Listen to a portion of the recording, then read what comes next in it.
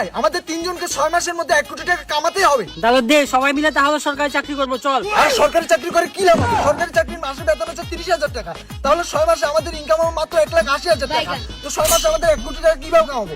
কোনোভাবে 1 কোটি টাকা 6 মাসে আমরা কামাতে পারবো না সরকারি চাকরি করে। তাহলে তুই বল দে কিভাবে 6 মাসের মধ্যে 1 কোটি টাকা ইনকাম করব? তাহলে শুন আমার প্ল্যানটা। এই প্ল্যানটার জন্য আমাদের তিনজনকে দরকার হবে। আমাদের তিনজনের মধ্যে একজনকে গাড়ি চালাতে হবে, কারণ আমাদের গ্রামে গ্রামে ঘুরতে হবে।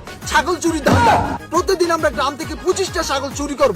তাহলে আমরা 1 মাসে ছাগল চুরি করবো 750টা, আর 6 মাসে আমরা ছাগল চুরি করবো 4,500টা।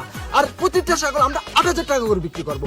আর 4,500 ইন্টু 8,000 টাকা যদি আমরা গুণ করি, তাহলে আমাদের মোট হয়ে যায় 3,60,00,000 টাকা।